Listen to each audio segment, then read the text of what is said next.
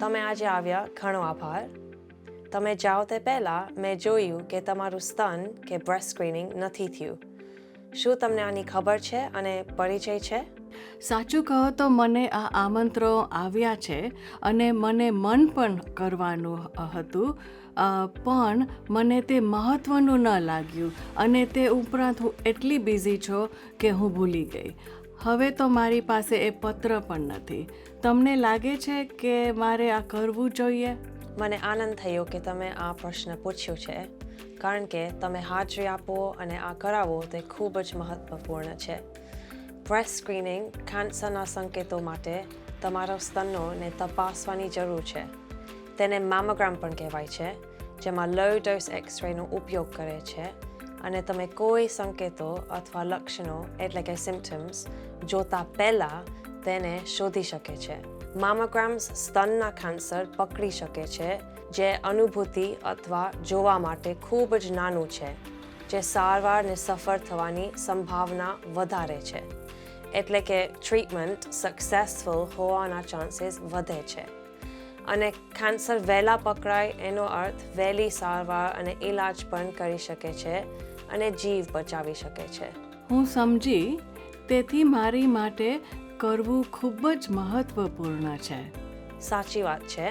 કોઈને પણ સ્તન કેન્સર થઈ શકે છે અને તેમાં સ્ત્રીઓ, ટ્રાન્સ અને નોન બાઇનરી લોકો તેમજ ભાગ્યે જ પુરુષોને પણ સ્તન કેન્સર થઈ શકે છે. યુકેમાં સ્ત્રીઓમાં આ કેન્સર સૌથી સામાન્ય કેન્સર છે. જેમ જેમ તમારી ઉંમર વધે છે, તેમ તેમ સ્તન કેન્સર થવાની શક્યતા વધી જાય છે. મોટા ભાગના સ્તન કેન્સરનું નિદાન કે ડાયગ્નોસિસ 50 વર્ષથી વધુ એજની સ્ત્રીઓમાં થાય છે. કોને તપાસ કરવી જોઈએ? 50 થી 70 વર્ષની ઉંમરના સ્ત્રીઓને આ ઓફર કરવામાં આવે છે. જો તમે 70 વર્ષથી વધુ ઉંમરના હોય તો તમે દર 3 વર્ષે સ્ક્રીનિંગની વિનંતી કરી શકો છો. વ્યક્તિએ કેટલી વાર તપાસ કરવી જોઈએ? દર 3 વર્ષે. આ પ્રોસિજરની દરમિયાન શું થાય છે? સ્તન સ્ક્રીનિંગ્સ અને મેમોગ્રામ્સ મહિલા, જે મેમોગ્રાફર તરીકે ઓળખાય છે, તમને દ્વારા કરાય છે અને સંપૂર્ણ ખાનગી કન્સલ્ટિંગ એરિયામાં કરવામાં આવે છે. તમે કમરથી ઉપરના કપડાં ઉતારશો અને દરેક સ્તનના એક્સ-રે મશીન પર મૂકવામાં આવશે અને સ્પષ્ટ ચિત્ર મેળવવા માટે સ્પષ્ટ પ્લેટ સાથે દબાવવામાં આવશે. અમે દરેક સ્તનના 2 એક્સ-રે લઈશું, એક ઉપરથી અને એક બાજુથી. આ સમગ્ર પ્રોસિજર લગભગ 30 મિનિટનો સમય લાગે છે, પરંતુ એક્સ-રેની પ્રક્રિયા થોડી મિનિટો સુધી જ ચાલે છે. મને પ્રોસિજર દરમિયાન દુખશે? હા, પણ તે ખૂબ જ ટૂંક સમય માટે થોડી અગવડતા થઈ શકે છે અને મોટા ભાગના કેસોમાં ગંભીર નથી. હળવા અને શાંત રહેવાથી સામાન્ય રીતે સરળતાથી સહન શકાય તેવું બને છે અને મેમોગ્રાફર્સ ખૂબ જ સહાયક હોય છે. મને રિઝલ્ટ ક્યારે મળશે? અને શું તમે મને કહેશો કે મને કેન્સર છે?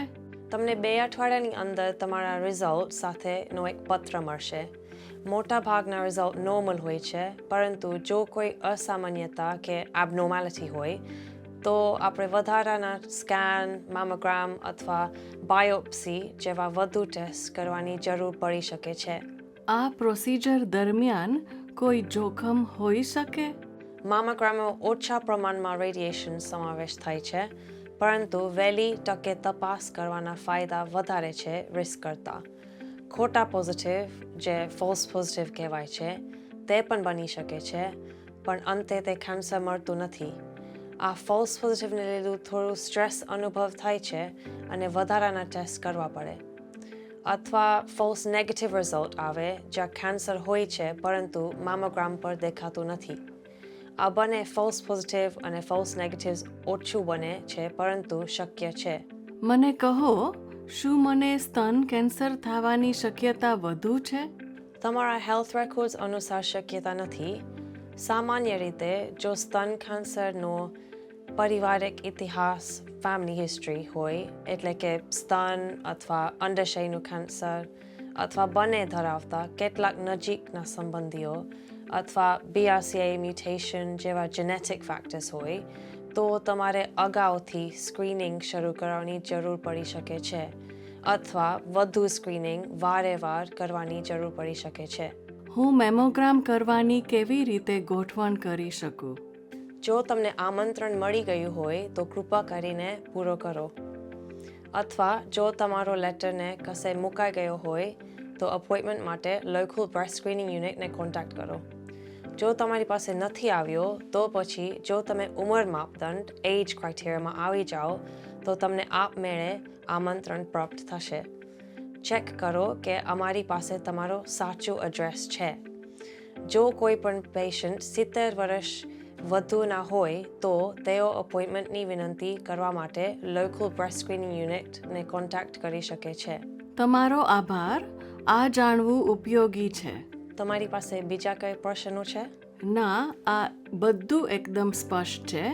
વિગતવાર માહિતી માટે તમારો આભાર અને હું ચોક્કસ ટૂંક સમયમાં આ કેન્સરની તપાસ કરાવીશ. મારા જીવનમાં મને ઘણું કરવાનું બાકી છે અને પૌત્રો પૌત્રી સાથે રમવાનું હજી બાકી છે. કાંઈ વાંધો નહીં, યુ વેલકમ. વહેલી તકે તપાસ અને નિવારણ માટે તેમજ જીવ બચાવવા માટે સ્તનની તપાસ પ્રોસિજર ચાલુ રાખવી મહત્વપૂર્ણ છે. જો ભવિષ્યમાં કોઈ લક્ષણ અથવા ચિંતા હોય તો કોન્ટેક્ટ કરવામાં અચકાવતા નહીં. હું કરીશ. Thank you doctor. કાળજી રાખો અને તમારો બાકીનો દિવસ સારો જાય.